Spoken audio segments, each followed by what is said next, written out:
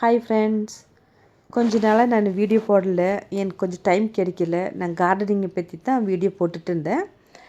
ஆனால் இந்த வீடியோ நான் ஒரு விஷயத்தை பற்றி பேசணும். அதுக்கோஸ்கரம் நான் இந்த வீடியோ பதிவு செய்கிறேன்.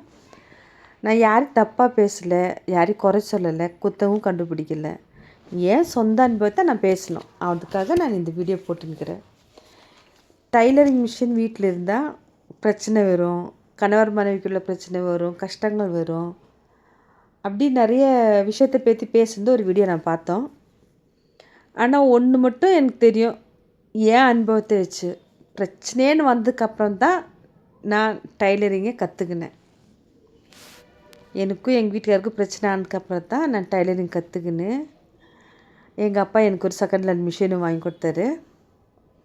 அந்த மிஷின்னு நான் சின்ன வீடு, ஒரே ஒரு சின்ன ரூமு, சின்னதாக ஒரு கிச்சன், பேருக்கு தான் கிச்சன், அவ்வளோதான். அப்படியேப்பட்ட வீட்டில் அந்த மிஷினை வச்சு நான் தைச்சிட்டு வந்துட்டு இருந்தேன். 12 ரூபா அப்போ ஒரு ப்ளவுஸ் தைக்கிறதுக்கு. அந்த 12 ரூபாயில் கூட 2 ரூபா கம்மியாக கொடுப்பாங்க, 10 ரூபா கூட கொடுப்பாங்க. அப்படி அந்த மாதிரி சுச்சுவேஷனில் கூட நான் தைக்குவேன். வீட்டில் உட்காந்து ப்ளவுஸ் தைச்சு லேடிஸ் ஐட்டம் எல்லாமே தைப்பேன். ஏன்னா பசங்க சின்ன குழந்தைங்க, வெளியே போய் என்னால் வேலைக்கு போக முடியாது. அவங்க தனியாக ஸ்கூலுக்கு போக ஆரம்பித்ததுக்கப்புறம் தான் நான் வெளியே போய் வேலைக்கு போக ஆரம்பித்தேன். அப்போவும் நான் வீட்டுக்கு திருப்பி ப்ளவுஸ் தைப்பேன். அர்ஜென்ட் யார் கேட்டாலும் சரி, தெரிஞ்சவங்க பக்கத்தில் யாராக இருந்தாலும் தைக்குவேன். அப்படி எனக்கு பசங்களுக்கு அடித்தறையாக இருந்ததே அந்த மிஷின் தைச்சு கிடைக்கிற வருமானத்தில் தான் நான் அவங்கள ஃபீஸ் கட்டி அவங்கள ஸ்கூலுக்கு அனுப்புனேன். இன்றைக்கி என் பையன் கேம் ஆர்டிஸ்ட்டு, என் பொண்ணு சாஃப்ட்வேர் இன்ஜினியரு. அப்படி நான் அந்த மிஷின் வச்சுன்னு நான் தைக்கலைன்னா என் பிள்ளைங்கள என்னால் படிக்க வச்சுருக்கவே முடியாது.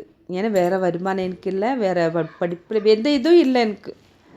அதனால மிஷின் வச்சு வீட்டில் இருக்கிறதுனால தான் கஷ்டம் வந்துச்சுன்னு சொன்னால் நான் ஒத்துக்கவே மாட்டேன். அதனால கஷ்டத்துலேருந்து மீண்டுட்டு வந்தேன். நான் கஷ்டத்தை விட்டு நான் என்ன சொல்லுவாங்கன்னு எனக்கே தெரில, அந்த கஷ்டத்தை எல்லாம் தாண்டி வந்து அந்த மிஷினில் தான். எங்கள் வீட்டு பக்கத்தில் ஒரு அக்கா இருந்தாங்க, பானிபூரி கடை வச்சுருந்தாங்க. அவங்க சொல்லுவாங்க, அம்மா நீ எதை பற்றி கவலைப்படாத, உன் பிள்ளைங்கள பற்றி நினை, இந்த மிஷினை நம்பு. என் மிஷின் நம்பினா என்றைக்கும் உனக்கு கைவிட மாட்டேன், இது கடவுள் மாதிரி உனக்கு இது. ஏன்னா இந்த மிஷின் நம்பி வாழ்கிறவங்க நிறைய பேர் இருக்கிறாங்கம்மான்னு அவங்க சொல்லுவாங்க எனக்கு. ஆனால் அதே மாதிரி தான், உண்மையாக தான். கொஞ்சம் கோல்டு வேறு ஆகிட்டுக்குது. உண்மையாக தான். ஏன்னா அந்த மிஷினில் தான் நான் தைச்சு ரொம்ப நான் சாதிச்சிட்ருக்கிறேன். இப்போ வரைக்கும் நான் தைக்கிறேன். இப்போ நான் எக்ஸிக்யூட்டிவாக வேலைக்கு போயிட்டு இருந்தேன், ஹவுஸ் கீப்பிங் எக்ஸிக்யூட்டிவாக வேலைக்கு போயிருந்தேன். எனக்கு ஆக்சிடெண்ட் ஆயிடுச்சு. அது எந்த வீடியோ பார்த்துருந்தவங்களுக்கு தெரியும். அதுலேருந்து நான் வேலையை விட்டுட்டேன். இப்போ திருப்பி அந்த மிஷினில் தான் உட்காரலான்னு ஐடியா பண்ணியிருக்கிறேன். ஏன்னா வெளியே கொஞ்சம் போகிறது கஷ்டமாக இருக்குது. திருப்பி அந்த மிஷினில் உட்காந்து தைக்கலாம் அப்படின்ட்டு இப்போ ஸ்டார்ட் பண்ணி, வெளியே ஆளுங்களுக்கு இன்னும் ஸ்டார்ட் பண்ணல.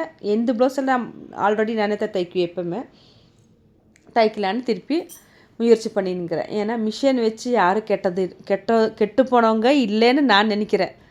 என்ன மாதிரி நிறைய பெண் மக்கள் இந்த மாதிரி தான் கஷ்டத்தில் இந்த மிஷின் அவங்களுக்கு உதவியாக இருந்திருக்கும். அவங்க கஷ்டப்படுற டைமில் நம்மளுக்கு எது நம்ம கூட இருந்து எந்த பொருளாகட்டும் நம்மளுக்கு உதவியாக இருக்கிறோமோ அதுதான் நம்மளுக்கு கடவுள், இல்லைங்களா? அதை போய் தப்பாக சொல்ல முடியுமா? அந்த மிஷினால் தான் என் குடும்பம் கெட்டு போயிடுச்சுன்னு சொல்கிறதுக்கு ஆகுமா? இப்படிங்க மனசு வரும் அது அப்படி சொல்கிறதுக்கு. அந்த மிஷின் இல்லைன்னாக்கா ஒரு சில குடும்பத்தில் பிள்ளைங்களுக்கு சாப்பாடே இருந்திருக்காது. அந்த மிஷினை வச்சு தான் கஷ்டத்தை புருஷன் வந்து அது பிரிஞ்சேன்றது மட்டும் எந்த காலத்துக்கும் நான் ஒத்துக்க மாட்டேன். மற்றவங்க எப்படியே தெரியாது, ஆனால் என்னால் அது ஒத்துக்கவும் முடியாது. ஏன்னா எனக்கு கஷ்டம் வந்ததுக்கப்புறம்தான் நானே டைலரிங் கற்றுக்கின்னு அந்த மிஷினில் உக்காந்து வேலை செய்ய ஆரம்பித்து என் பிள்ளைங்கள ஒரு வழி கொண்டு வந்தேன். அதனால் தயவு செஞ்சு யாரும், நீங்கள் எப்படின்னு எனக்கு தெரில, ஆனால் எனக்கு சொல்கிறதுக்கு மனசு வரல. நான் யாரையும் குறை சொல்லலை, யாரையும் தப்பாக சொல்லலை, யாருக்கிட்டையும் வாதாடவும் நான் வரல. ஏன்னா என்னை பொறுத்த வரைக்கும் என் கண் கண்ட தெய்வம் அந்த மிஷின் தான். ஏன்னா இன்னி வரைக்கும் என் பெட்ரூமில் அந்த மிஷின் இருந்துனே தான் இருக்குது.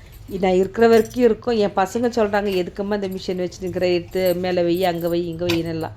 ஆனால் நான் அதெல்லாம் நான் காதிலே போட்டுக்கிறதில்ல, நான் செய்யவும் மாட்டேன். அது நான் இருக்கிற வரைக்கும் என் கூட என் மிஷின் இருந்துனே தான் இருக்கும். அதனால் மிஷினை வச்சுன்னு மட்டும் எந்த குறை எனக்கு வரல. மற்றவங்களுக்கு எப்படியோ தெரில, எனக்கு எந்த குறையும் வரல. நன்றி, வணக்கம்.